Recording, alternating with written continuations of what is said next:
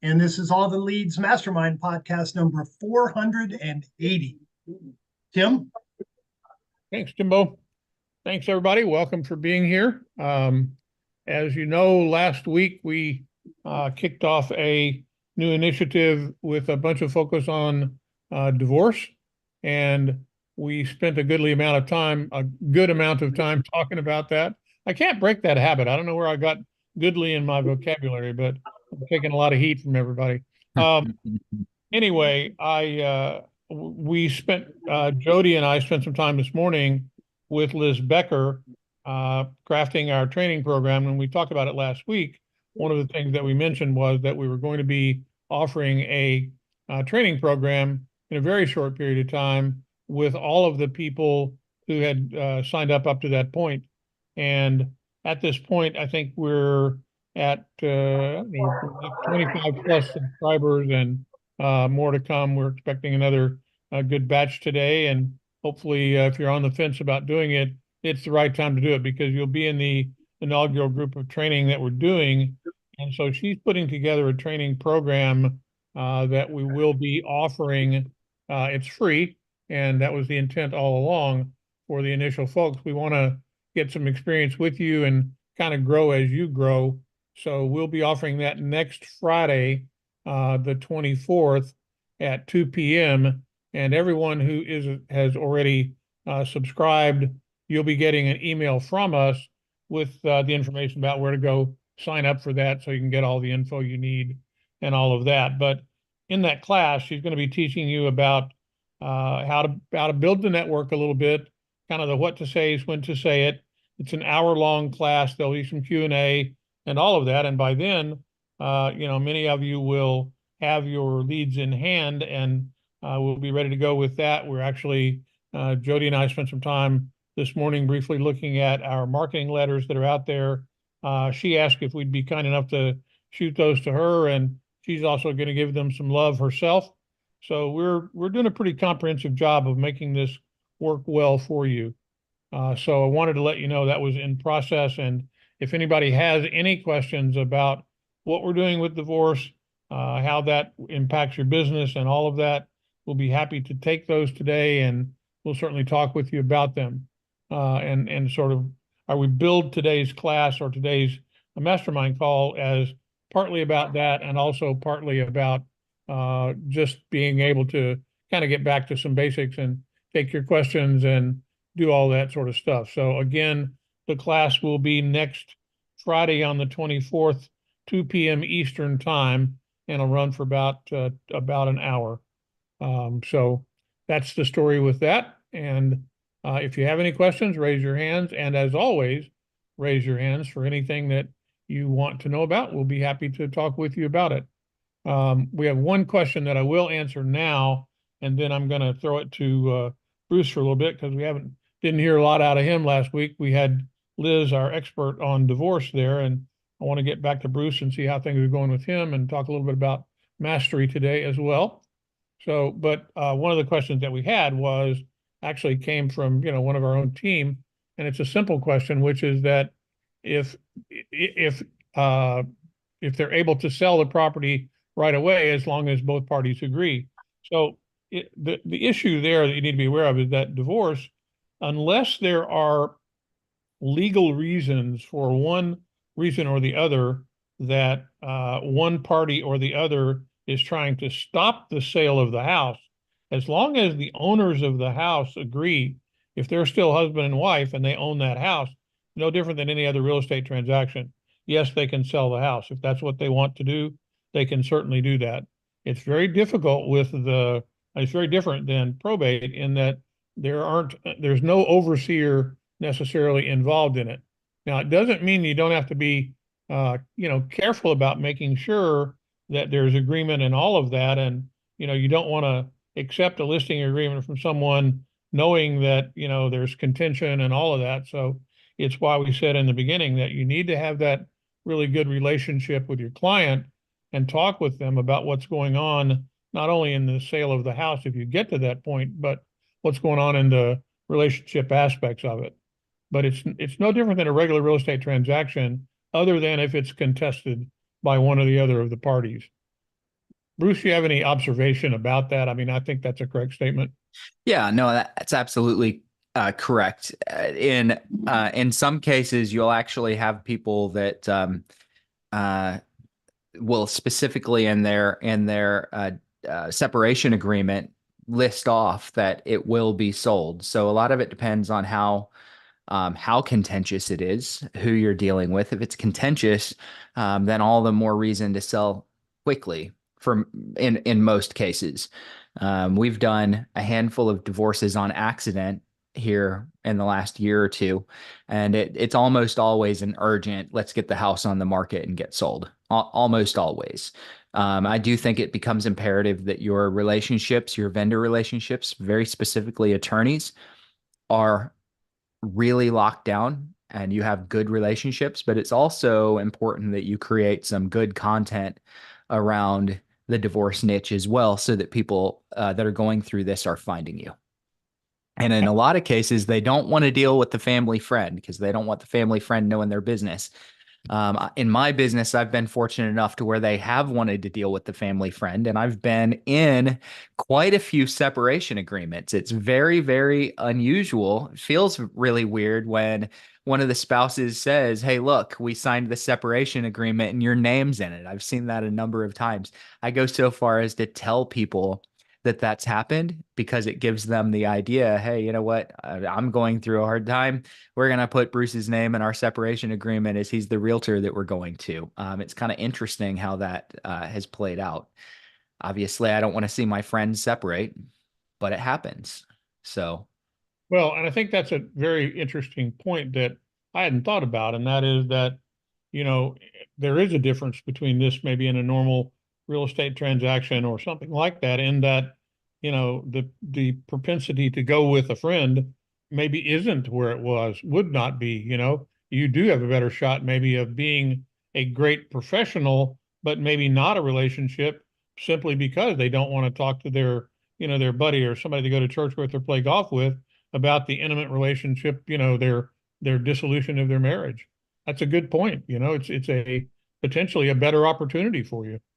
it is because you've got to recognize not the relationship that you have with your clients. You need to recognize the relationship that your clients have with other agents. And with other agents, those other agents probably haven't done as good of a job as you should be doing, or you are hopefully doing, to be involved in their life. So I go out of my way to have deep conversations with clients where they just get acclimated and accustomed to having detailed, nuanced conversations with me so that it's not awkward. It's not one of those things where let's keep Bruce out of this. And I know for a fact that they think, let's keep so and so out of this when it comes to the other agents that they know, because they're just not accustomed to having detailed personal conversations with those agents.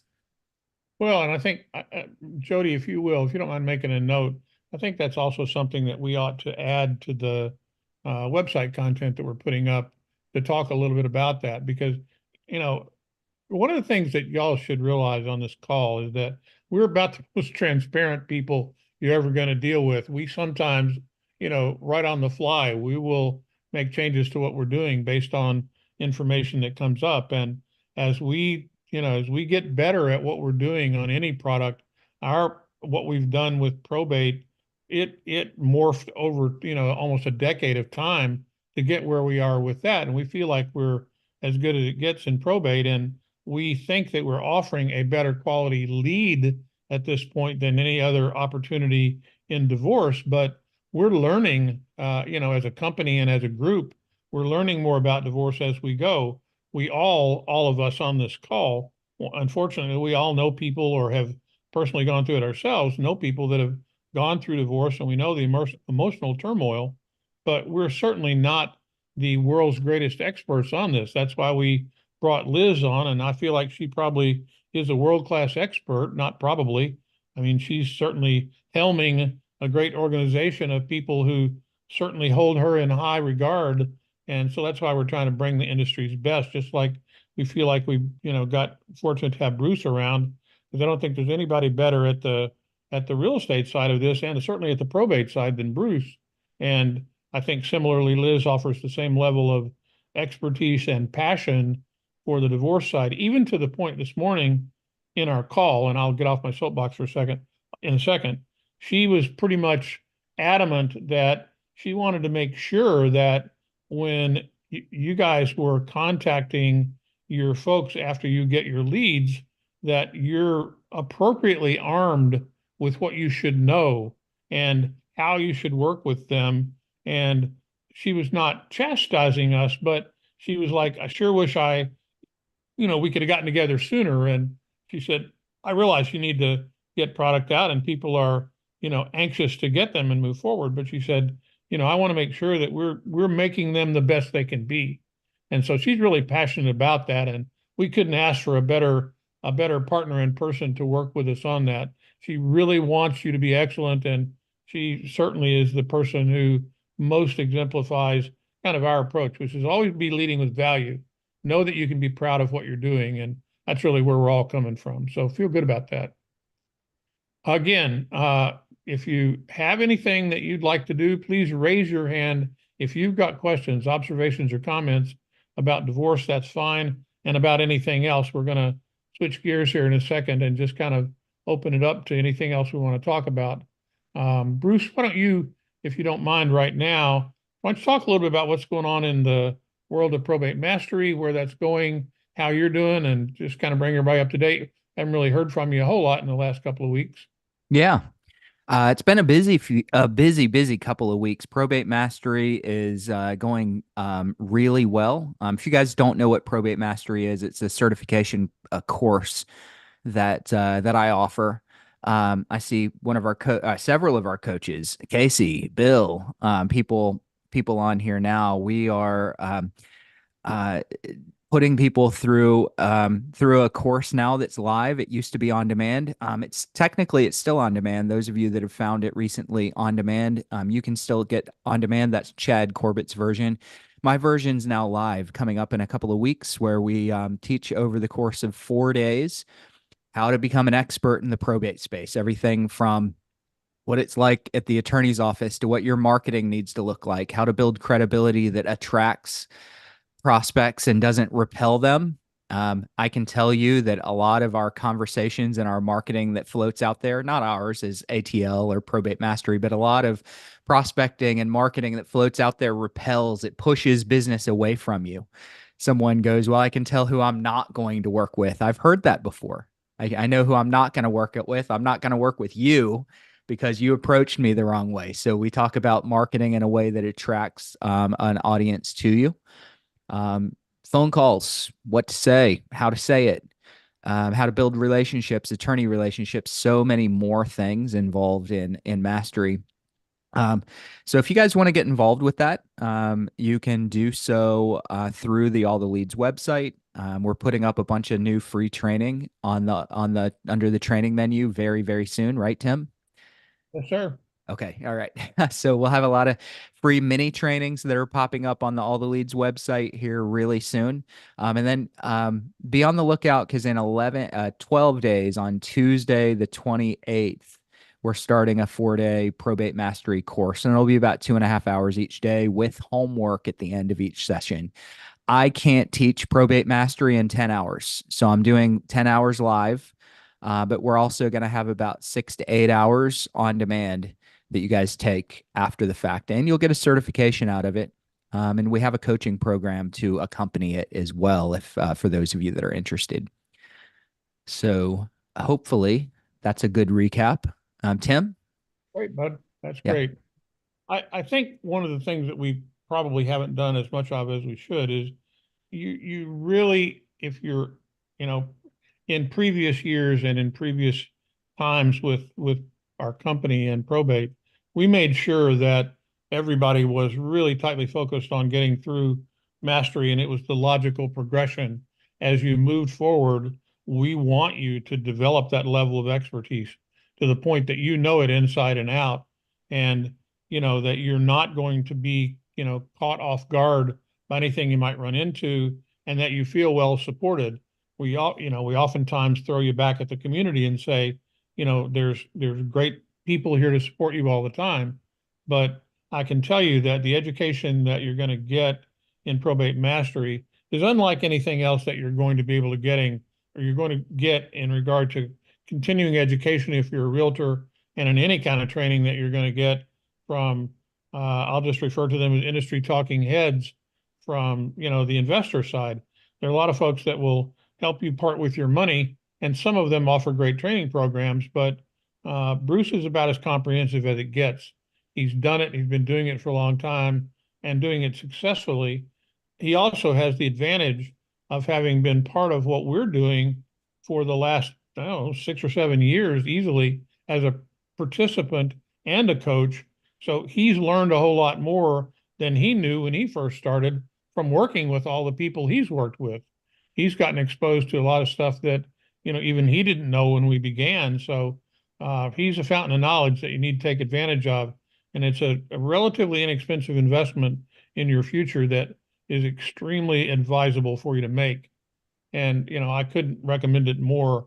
I think if you haven't done it, you need to do it. Bruce is happy to talk to you about it in more detail. If you're interested, I'm certain that you can engage with Bruce or one of his folks, and they'll walk you through everything you're going to learn and what you'll end up with when it's all done. And I think that's important, that you know that not only are we behind it, but that it's really important that, the more you know, the better off you're going to be. And so I really urge you to, take advantage of that. I see that we have a hand in the air, and I think that's Chris. Go ahead. I'm going to ask you to unmute. Go ahead. Hey, good afternoon. Hi there. Quick question to Bruce. I know this has kind of been covered previously, but I actually have a pen now. So I was trying to see, as far as when you're marketing to probates, I recall you saying that, we should do several pieces, 5 to 7-ish. But as far as the sequencing of those marketing pieces and what the focus is, could you touch on that once more on what each piece would kind of talk to, as far as if we're offering services in the first couple of pieces, and Sure. Yep. we bring in our...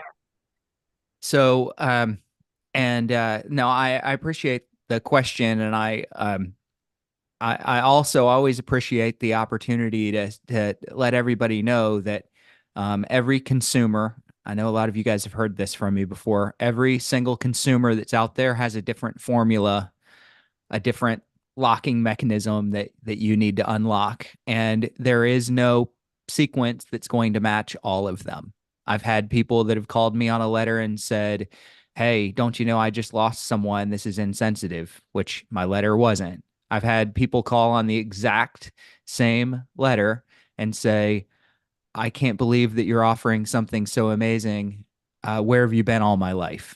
Okay. So different people are going to respond different ways to your message. In general, I like to start with a sort of a comprehensive probate concierge letter. So I'm offering something that is I'm helping you as the personal representative or the family that's inheriting the estate go through probate. If you need connections, I help with those. If there's real estate involved, I help with that. If there's repairs and maintenance, I help. Okay, so repairs and maintenance. And if there's personal property needs, I can help with that. So those are kind of the 4 main categories that I cover: connections, repairs and maintenance, real estate, direct real estate needs, and then personal property needs. There's about 1 million things that go under those, but we don't want to list all that stuff on a letter. You're going to lose your prospect's attention. So I need you to paint with a broad brush stroke, paint the categories that you help with, and then make sure that they know on those initial early letters that if they're not ready to communicate with you right now, they know what their next step should be. So you're going to ask them to reach out to you. They're not all going to do that, but you're going to ask.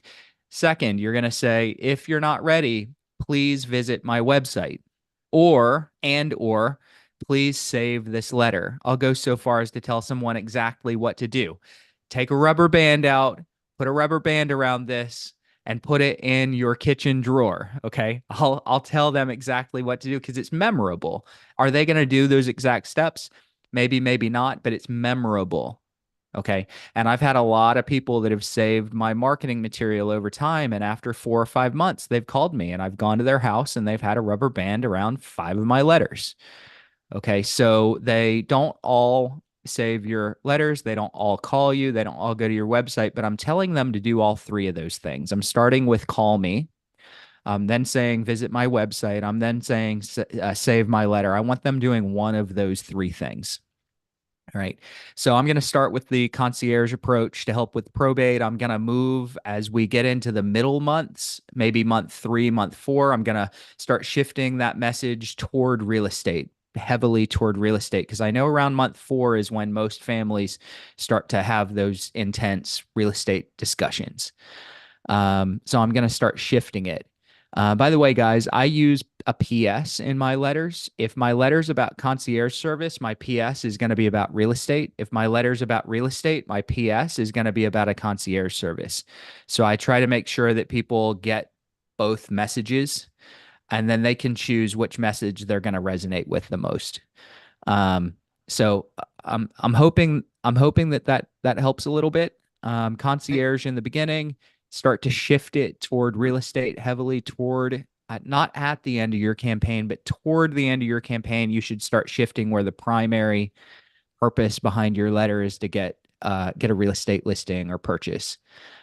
Make sure that it's soft and make sure that you use a PS to offer the alternative service that the body of your letter is offering.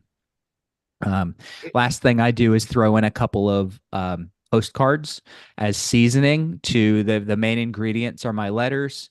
The seasoning that goes in between the main ingredients is going to be postcards that are more just brand reminders. So if they've set my letter to the side and they're thinking about it for later, before they throw it away, I want that postcard to remind them of my name, remind them what I'm offering.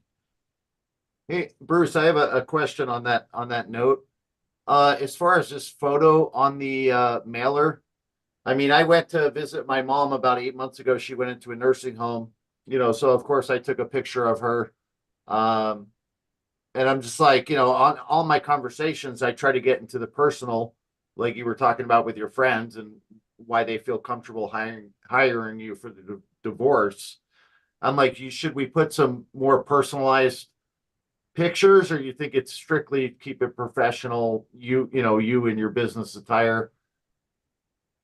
Well, it depends. If you're putting your picture on there, leave it off.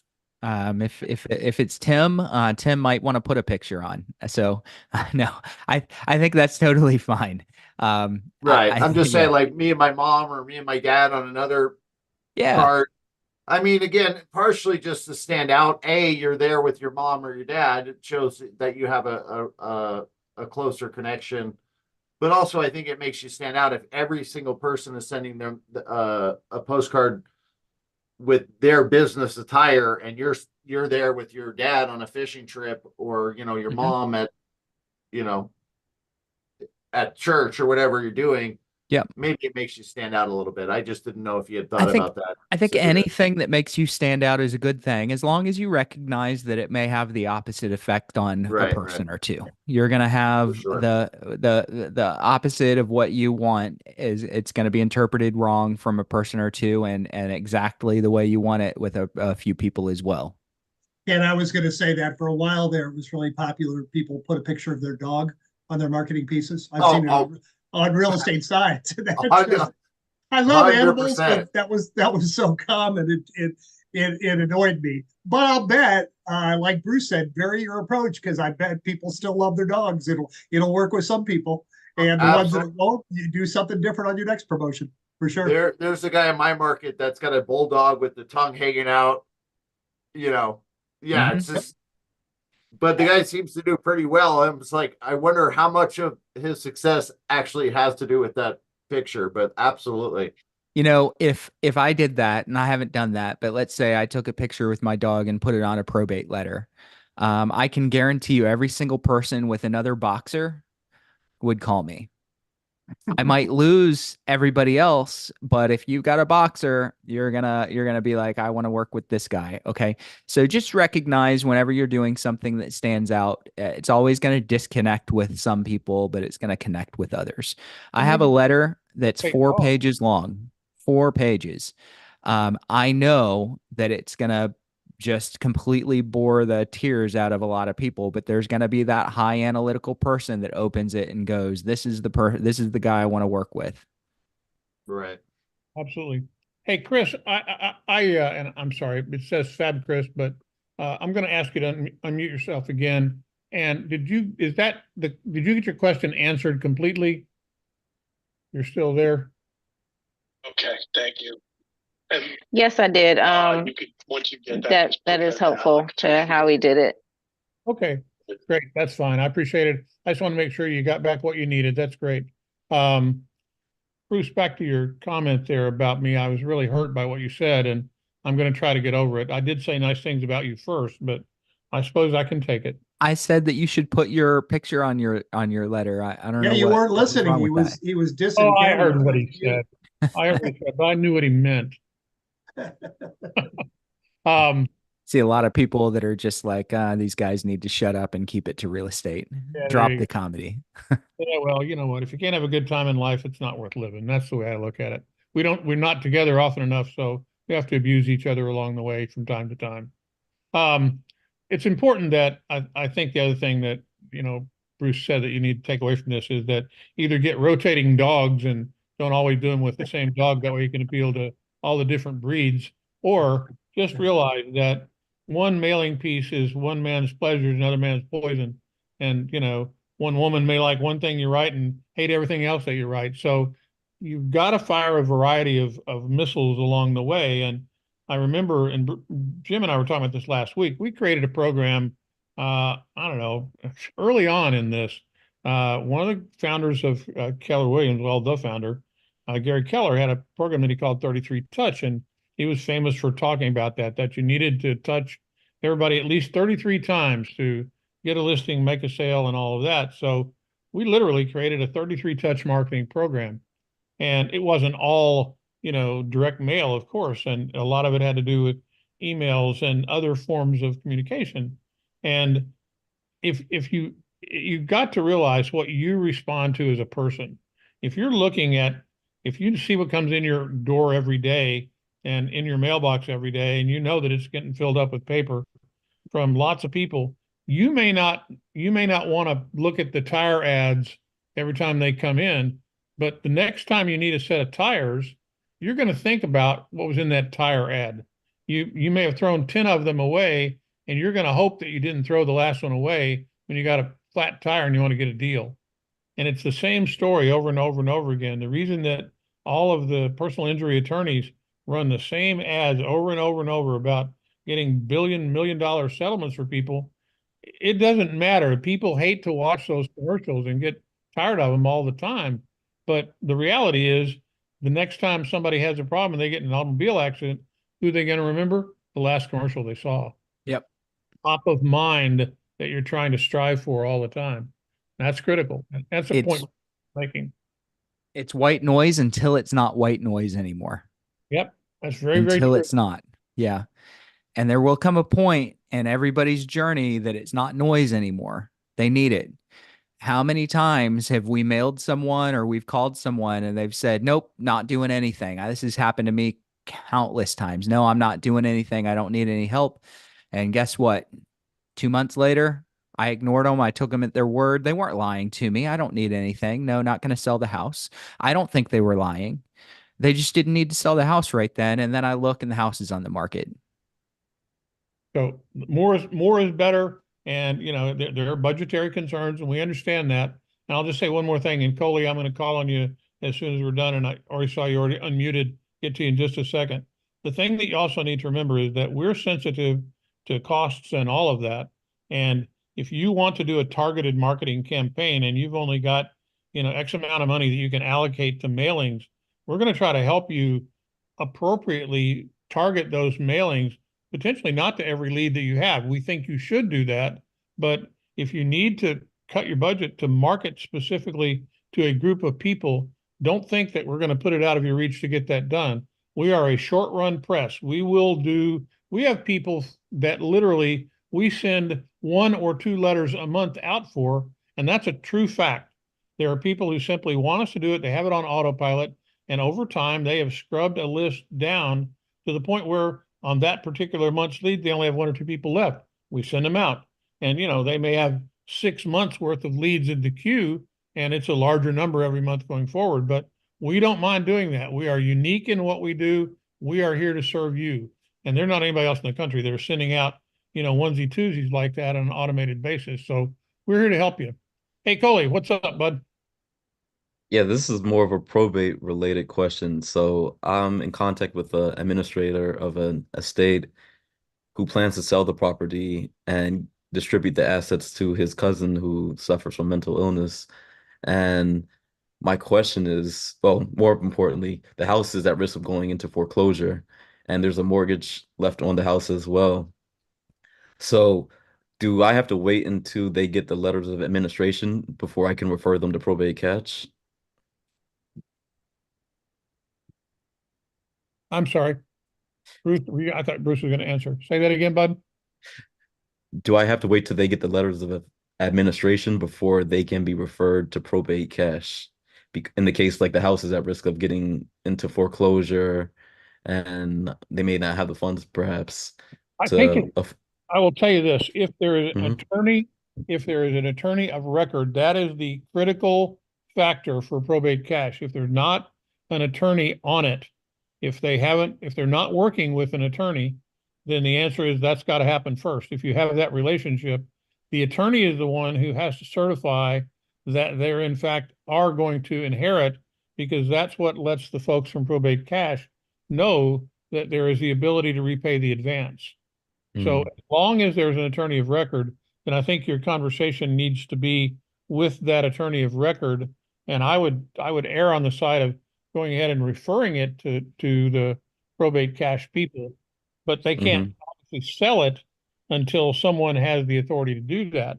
But if the attorney can certify that, that in fact it is an inheritance, that XYZ people are going to do it, and one of those folks is the person that is going to inherit and stands to do that legally, that's what they use as basis for the repayment.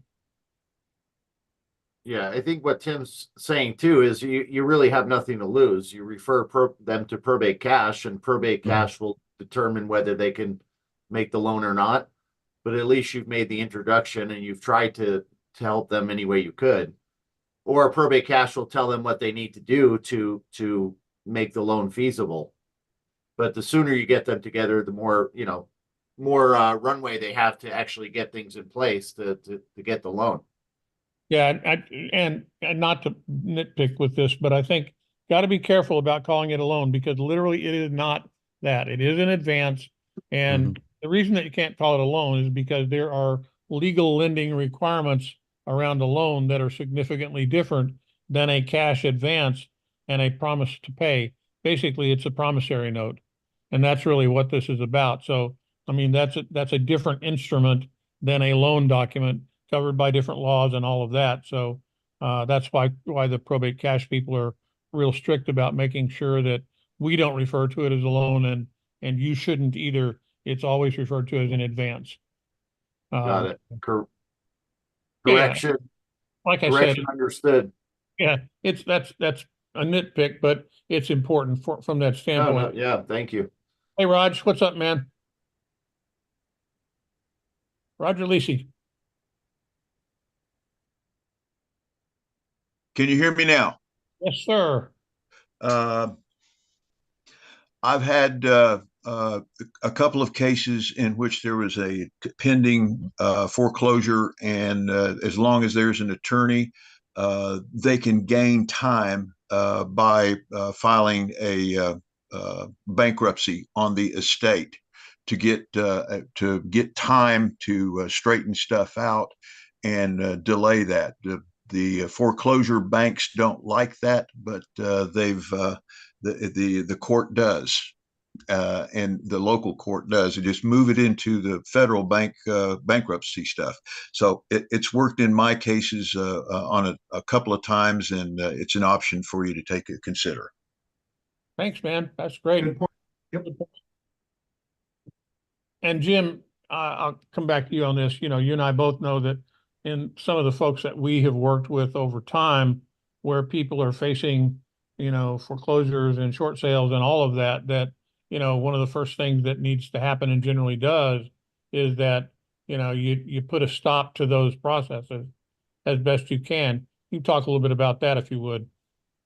Yeah, every situation is different. It reminds me of our friend out there in California, Mike. I've known him from back in my coaching days, but that company we were dealing with for a while that was sending us foreclosures, they kind of went away. But I referred a lead to him on a Friday afternoon, and it was scheduled for sale on Monday morning. I called him and said, "I'm sure you're not going to be able to help, you know, but there's a ton of equity, and it's going to go to foreclosure on Monday morning." He actually got on the phone with the people, told them where to go, the address, sent them a form to fill out, and they got a temporary stay, which gave them. And then Mike sold the place. He listed the place, sold it, and closed it in 30 days, and they walked away with $60,000-$70,000. So I do agree very much with what Roger just said, that the courts tend to bend over backwards in favor of the homeowner, giving them a chance to get caught up. So, and there are a lot of different ways you can file foreclosure. I know with the short sales, Pam's had situations where obviously the person I didn't mean foreclosures, I meant bankruptcies, where obviously the deceased person is not bankrupt, but she's had the heirs file a bankruptcy and that worked to stop the sale. So, you know, get a hold of an attorney. There's ways of getting around it. There's ways of getting the sale stopped. We had an attorney back in the heyday when the foreclosures were rampant and short sales were rampant.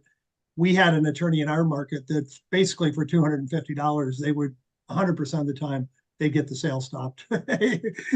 If there's a willingness on the heir's part, more often than not, you can get it done. I do think that that Coley's was it Coley that made the suggestion, the probate cash. I do think his situation is probably a little bit cleaner. It might be a little bit easier. So I would pursue that first. If they can lend the cash and you don't have to file the bankruptcy, much easier, much cleaner, much less stress for everybody. But if that fails, the bankruptcy would be a great backup.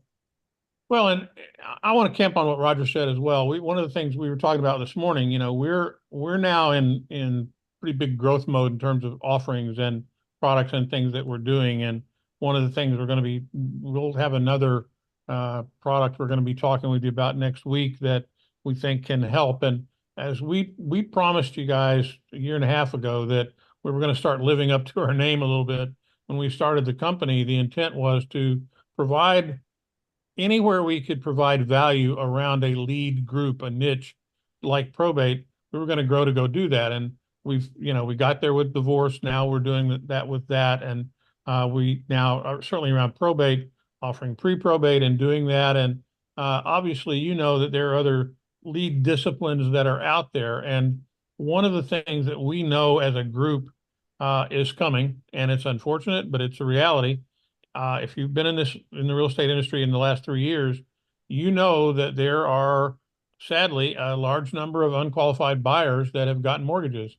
And we know as a group that there are going to be foreclosures coming soon. We know that the market's going to change. I'm not predicting, doom and gloom at all, but I think that you'd have to not be really paying very close attention to realize, not think that it's going to happen and that there are going to be more foreclosures this time next year than there are now. And how that affects the potential short sale market, how positioned the banks are going to be in regard to dealing with those properties. Don't know the answer to that. I know that nationally, there are certainly markets where the real estate market is cooling a bit.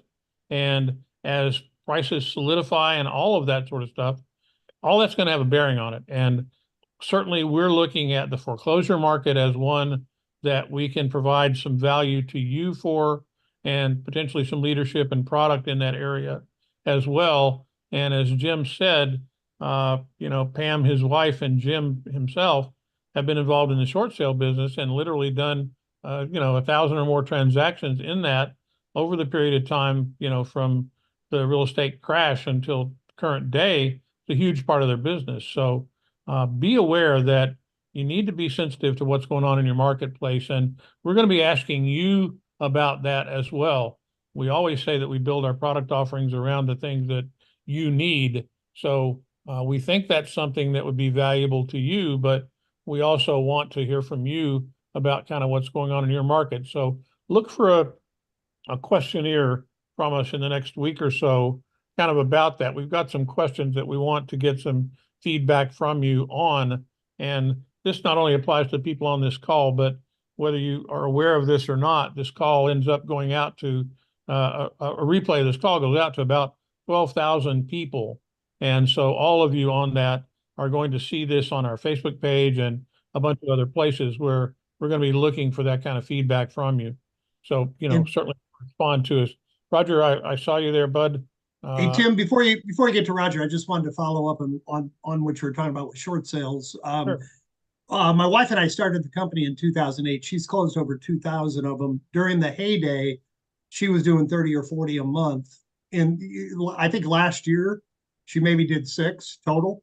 And until recently, she wasn't working very many. And I've noticed lately, she's got about 8 or 10 new files. And I've been asking her where, which is high for recent times. I've been asking her, where are they coming in? Because in the past, it's been geographic. Maybe the oil prices went down and Texas wasn't doing well. And they seem to be scattered right now. I know she's got them in New York, New Jersey, California, Connecticut. So if what you're saying is true, there is just a little hint of that out there now, that there are people that are upside down and there are markets that aren't appreciating as much as maybe Florida or other areas have, and Yep. the people don't have equity, and they're behind on the mortgage. So it may be the beginning of that trend that you're talking about.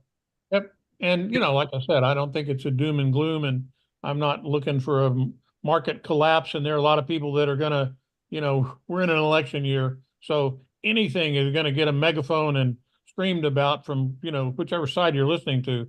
And I'm not certainly urging you to, listen to all of that. I'm urging you to be smart about what's cooking in your own market and be aware of it, and then help us by giving us some feedback about what you're seeing, because you're the rubber meets the road for us. The more information that we can get, the better job your partners, and that's what we want to be to you, can do for you to provide services for you. And obviously the better, you're going to vote with your pocketbook and your wallet. And, we want to be worthy of whatever you're going to go do. Go ahead, Roger, you're unmuted. I'm going to be the first to give you a plug, Jim. You and your wife have done an excellent job for me on the foreclosures and short sales that I've worked with you over the years. I think we've done maybe 2 or 3, and it's been basically turnkey. Pam, what do you need? Boom, send in the information. She asks for more information. Boom, there it goes, and she gets paid at the sale, and you don't have to get involved, but you just sell the thing, you get your commission. It's a great program that they have, and I'm highly excited that y'all are getting into that kind of a market. Thank you.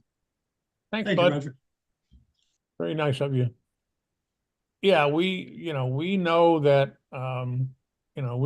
it's interesting. I often, we sort of have to pinch ourselves, because when we started this, we were rookies looking at trying to be involved in a marketplace that we were growing into. And I personally, my level of expertise in this was marginal at best. And most of what all of us have learned in the last several years had been learned by working, countless and countless hours with, hundreds and thousands of customers and transactions and markets. And, we kind of pat ourselves on the head and say we've been responsible for, literally billions of dollars in real estate transactions.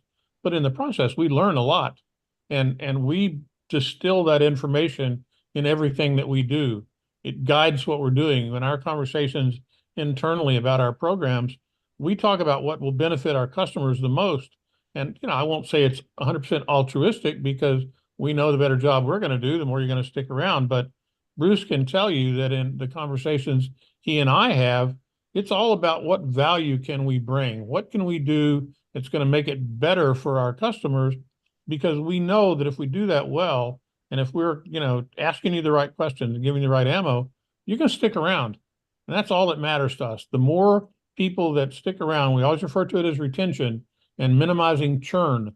Everybody else in this business has incredibly high churn rates. They sign people up, and they have them for a little bit and they disappear into the night.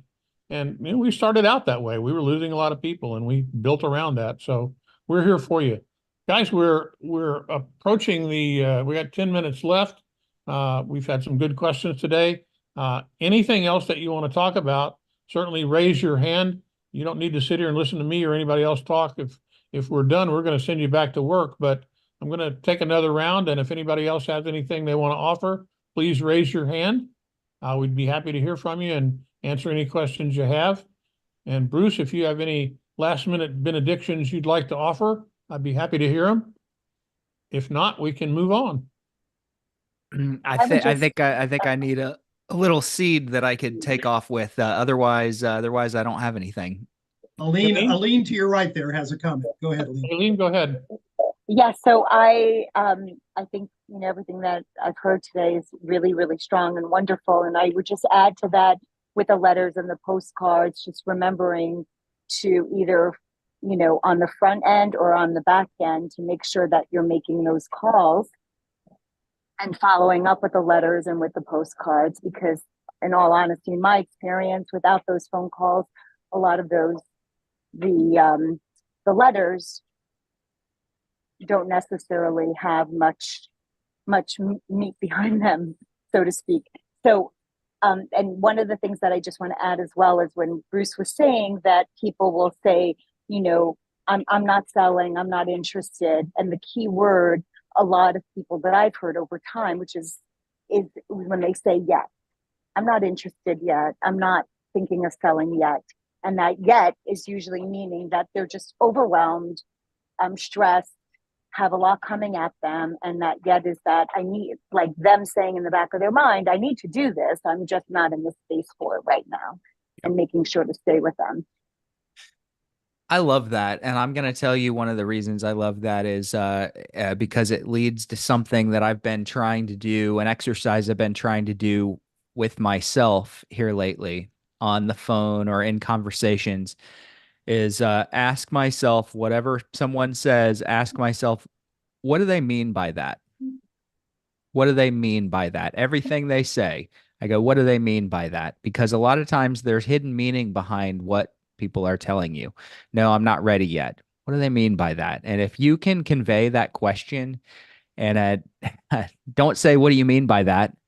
But if you can convey a question that basically digs a little bit deeper into whatever they just said, you're going to get a lot of information. There's hidden threads all over the place, and you just have to pull that thread.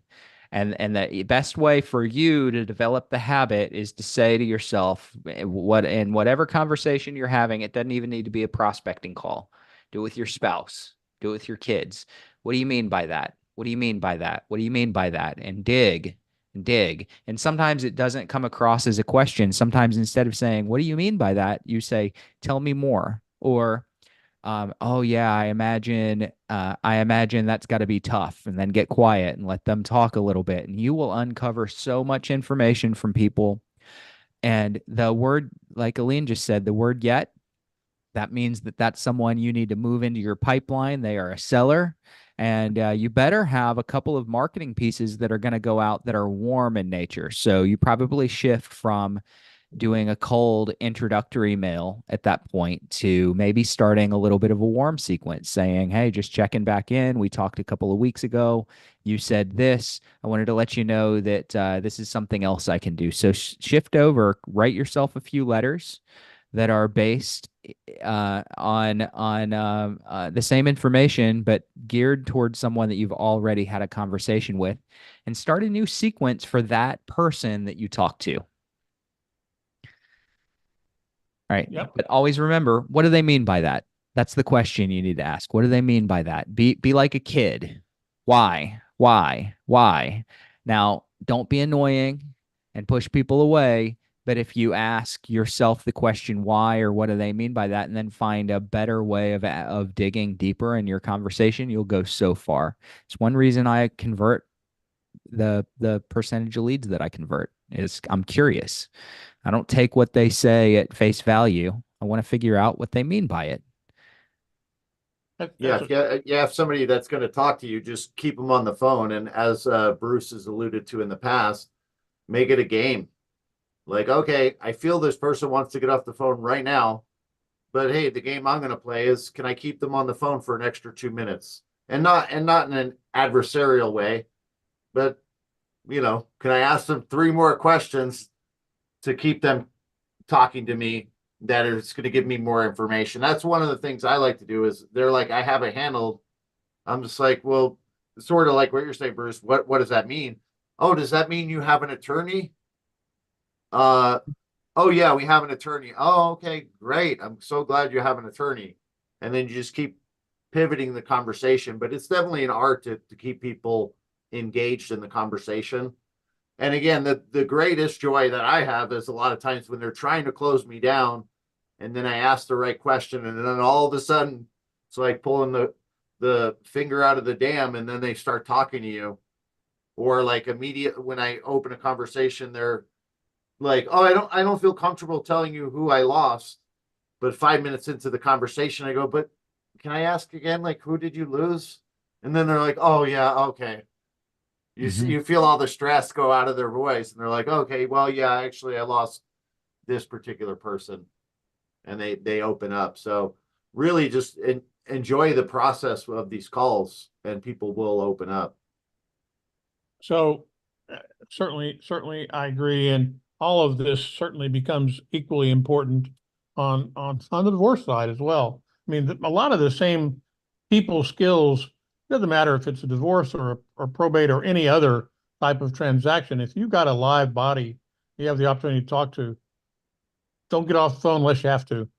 And I want to just go back to the mailing part of this that, Aileen referred to, is that it's great to send letters out, and without question, we have lots and lots of people who have sent letters out, and literally that makes their phone ring. That's kind of the point of it. It somewhat depends on the market. It depends on, what's going on in your marketplace. If you're in a metro market and, lots of competition, they're going to be getting lots of letters. If you're in a less complicated market, you may be the only one mailing to them. You may be the only one working them. It just depends. But it doesn't matter where you are. You need to get them out there, because that's your placeholder. It's the thing that they can hold on to. The more frequently you do that, that's fine. But if they don't call you, you got to reach out to them. That's why we put Appointments Today folks in place as a recommended third-party provider to do that for you. If you're in a marketplace where more than you can get to in your daily routine, and your time is more valuable than you'd rather spend some money to get it done, well, got a program for that. That's important to do. The last question that we got popped in kind of at the end here came in from the online side. Somebody either on, I guess, Facebook or Instagram just asked a simple question. They have a neighbor down the street that's actually that they know is getting a divorce. And the question was a pretty wide paintbrush, was what's the approach? And I think, I'm going to just sort of close with this and say, come back, either call an account rep and talk to them, and let's get you signed up and in the training class as a subscriber, and we'll answer all your questions. But in general, the issue there is, if you know the person, go have a conversation. You don't have to go talk about the property. Go have a conversation. If you know them, you need to find a way to get into a conversation with them, whatever that is. And it sounds like you may know that person. Just approach it in a friendly way and say, what's going on? Is there anything going on I can help you with as a neighbor? If it's literally a neighbor down the street, is there anything you need? Anything, you don't talk about real estate. Go in and just be a friend, make a friend. Start there. I mean, it's nothing more than that. Go build a relationship, have empathy, and all of those kinds of things to go with it. We're at the top of the hour, guys. If there's nothing else, Jimmy, I think we're going to call it a day, and we'll move on to next week. We're going to watch your email. We've got some stuff coming out about what we'll be doing next week. It's going to be exciting. I'm going to leave it at that. I don't want to talk about it right now, but we have another cool thing we're going to share with you next week that we think you'll find to be exciting. The training class for divorce is coming up next Friday, and that will be for everyone who is a subscriber up to that point. You'll receive an invitation for the class. It is not a public class. It is free, but it is specifically for the subscribers because we're trying to build a sense of community around that. So you'll have to be a subscriber to get in it, and it's being put on by the #1 person in the country. So I urge you to take advantage of that. That's an opportunity you don't want to miss. Other than that, Jimmy. All right. I think this is the second time in 480 calls that we finished right at an hour. So good job, guys. And it was good content also. I want to thank each and every one of you for being here. I want to thank you for sticking till the end. I want to particularly thank Chris and Coley and Aileen and those that actively participated. And Ken, of course, all of our coaches. And Jessica, thank you for being here. And I want to challenge each of you, just take one idea that inspired you on this call, go out and put it into practice, and please come back next Thursday and share your results with the group. Thank you, everybody. Same time next Thursday. Take care.